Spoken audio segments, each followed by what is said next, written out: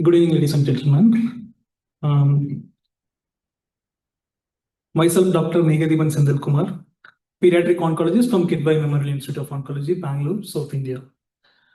So now today I am talking about HLH. HLH is one of the most catastrophic forms of immune dysregulation we encounter in pediatric oncology, in children usually. And the real problem here is not how severe HLH is. The problem here is how often we fail to recognize HLH in time. Usually we treat HLH as something else, like a sepsis, like a hypotensive disorder, severe sepsis, multi-organ dysfunction, like that. So today I'm taking you all through 5 cases we managed at our center with the different landscapes: immuno-oncologic, infectious, and genetic landscapes.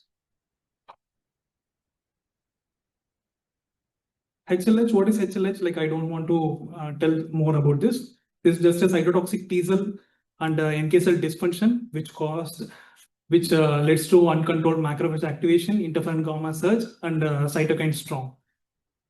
It causes persistent fever, cytopenias, hepatosplenomegaly, elevated HLH biomarkers like spiritin, hypertriglyceridemia, soluble CD25, and complications like hepatitis, coagulopathy, CNS involvement, multi-organ failure, and there is a high risk of mortality. Incidence of HLH is pediatric HLH is estimated about 1 to 1.5 per million cases. But I felt it is like less in number. We are not recognizing many cases of HLH. I feel so. Underlying causes are there are 2 types of HLH. One is primary HLH and secondary HLH. Among the primary HLH, there may be familial HLH and also immunodeficiency associated HLH. Secondary HLH, most commonly infections. Among the infections, EBV is the most common infection, and malignancy associated HLH, and rheumatologic diseases like SOGIA, systemic onset juvenile idiopathic arthritis, can cause macrophage activation syndrome and also cause HLH. So HLH is a final common pathway of uncontrolled immune activation. This is a 2004 diagnostic criteria. It is like whether one thing, molecular confirmation with either HLH associated genes and HLH illness should be there, or 5 out of 8 criteria. That is like persistent fever more than 38.5 degrees Celsius for 7 days. Splenomegaly should be there, and cytopenias affecting more than 2 lineages. Hemoglobin less than 10 gram, or platelet less than 1 lakh, or ANC less than 1000. 2 cell lines should be affected, or either hypertriglyceridemia or hypofibrinogenemia. And elevated ferritin, it is the most consistent biomarker associated with HLH, more than 500 nanogram per ml.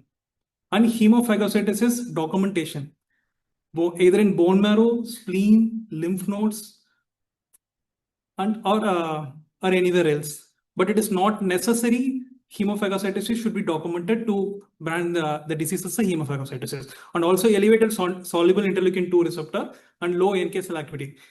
In countries like India, resource-limited settings, we are not affording this elevated soluble interleukin-2 receptor and NK cell activity.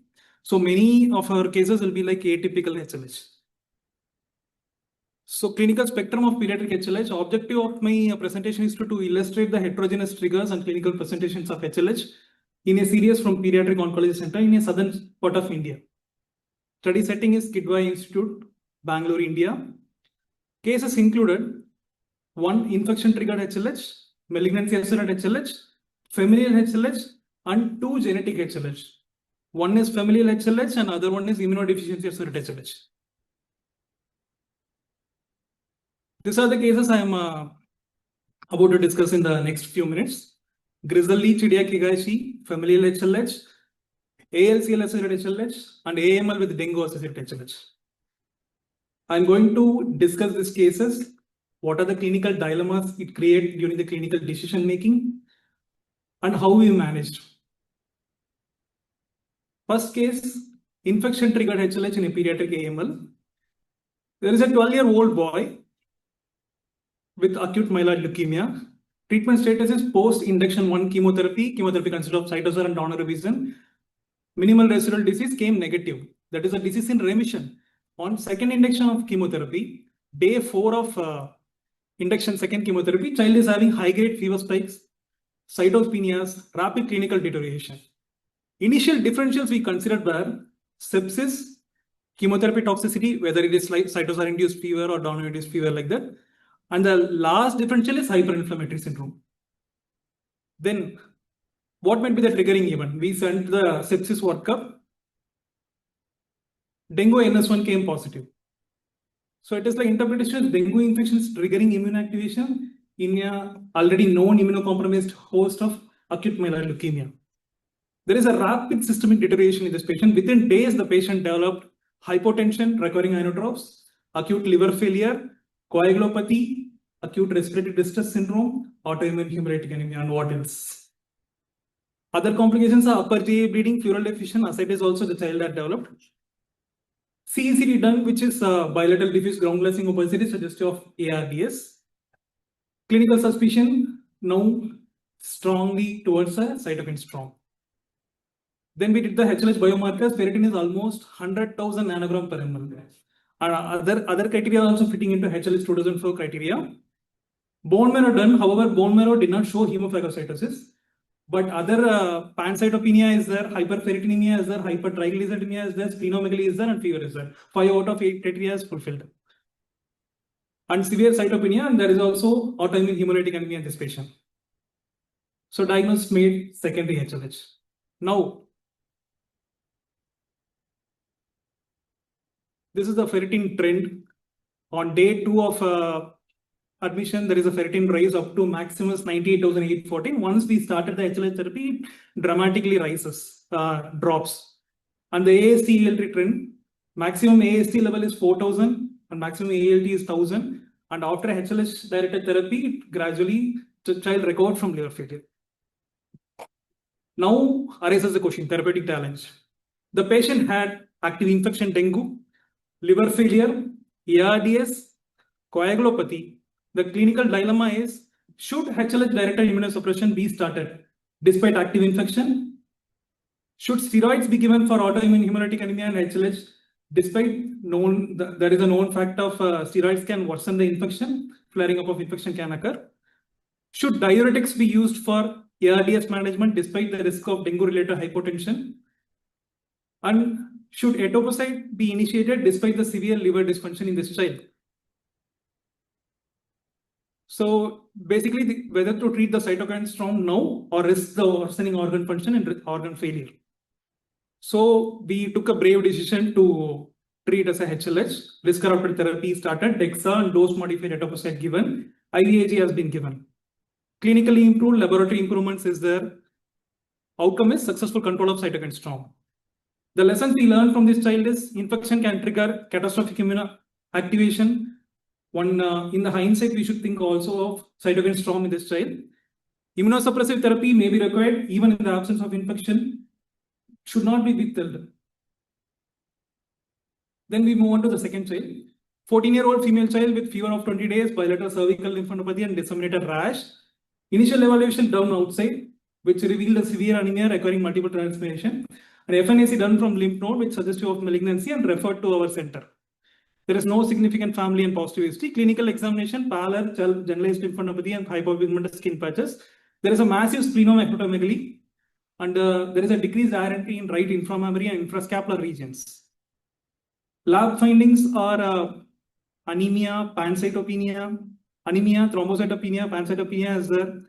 Ferritin level is 90,900, hypertriglyceridemia, splenomegaly. Lymph node biopsy suggestive of non-Hodgkin lymphoma. And IHC is suggestive of ALK negative ALCL, and PET showed it is a disseminated ALK negative ALCL.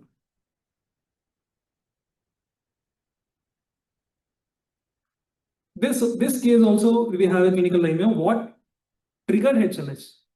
Because we also have EBV viral copies also 12,480 copies per ml. So whether it is like EBV associated HLH or malignancy associated HLH. So at that point, we didn't think much about that. We just started HLH directed therapy. Management HLH directed therapy started, cytokine storm controlled. Then once the cytokine storm is controlled, then the definitive chemotherapy of ALCL99 chemotherapy initiated.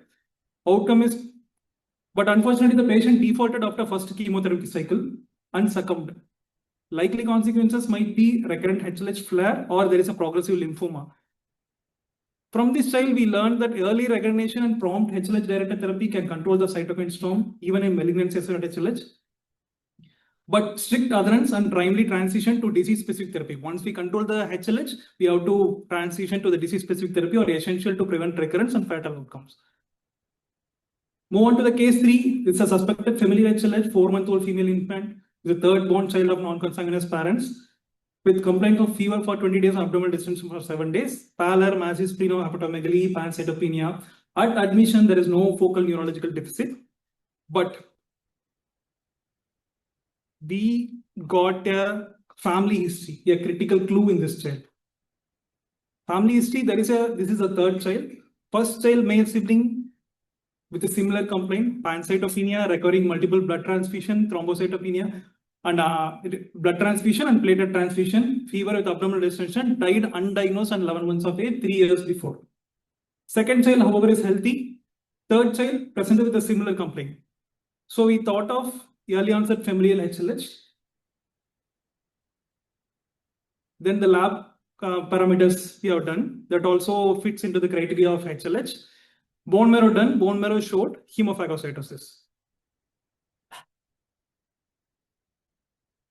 But in this trial, there is a rapid clinical deterioration within 32 hours of admission. Although at 0 hours of admission, there is no focal neurological deficit. At 4 hours of admission, there is a significant neurologic and hemodynamic collapse. There is a refractory status epilepticus, lethargy, hypotension. Suspected CNS involvement, however, CSF did not show any hemophagocytes. Despite multiple anti-epileptic drugs, the child's seizure cannot be controlled. So put on mechanical ventilation. At 14 hours of admission, child went into severe metabolic crisis in the form of hypoglycemia.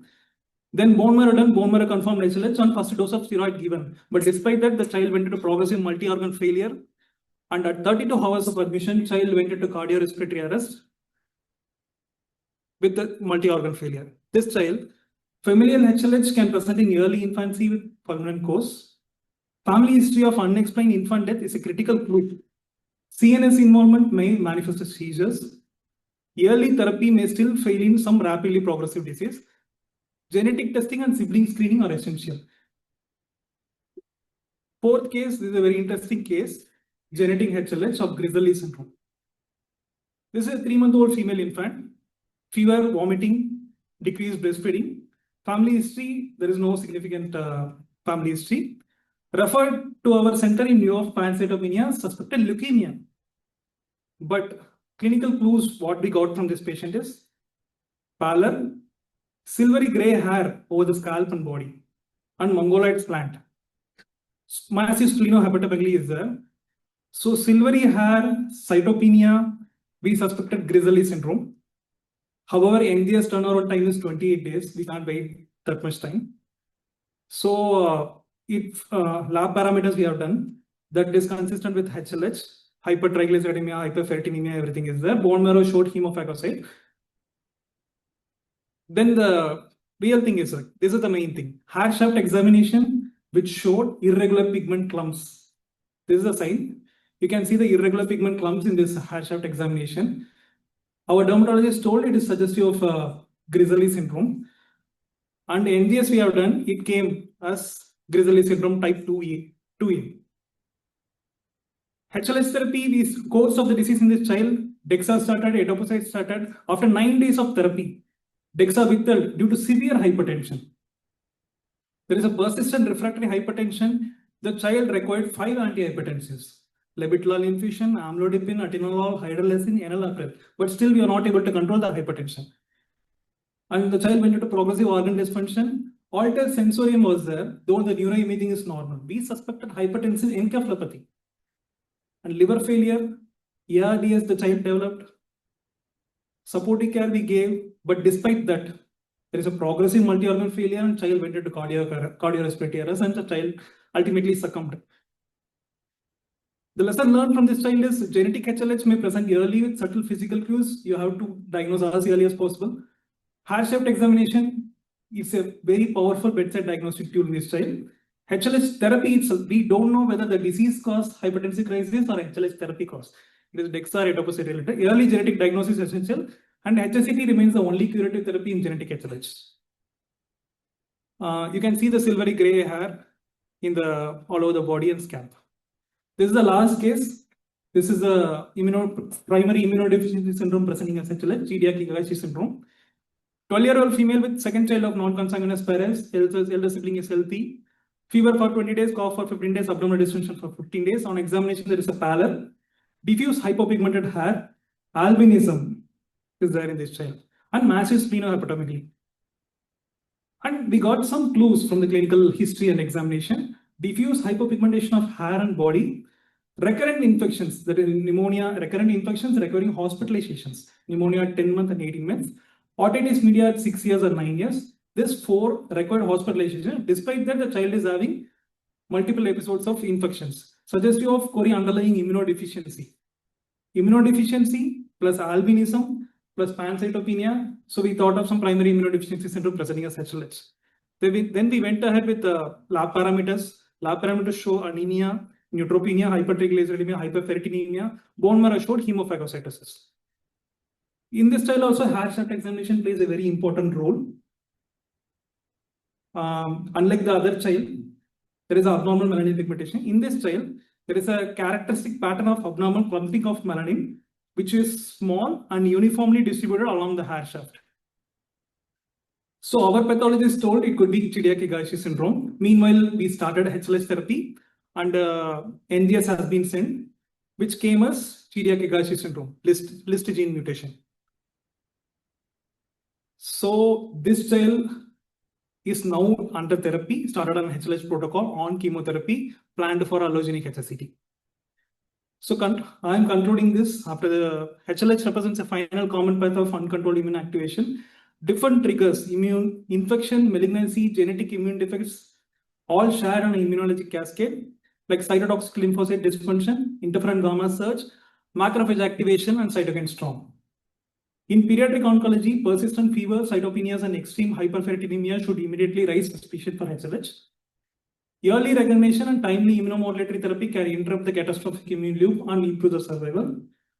And the last 2 cases which I presented, the hair shaft examination plays a very important role so that we could make a diagnosis early. And I want to conclude that in pediatric oncology, the difference between sepsis and HLH is often the difference between the delay and survival. Thank you so much to the CIOC organizing committee for the chance given for me to present this. Thank you.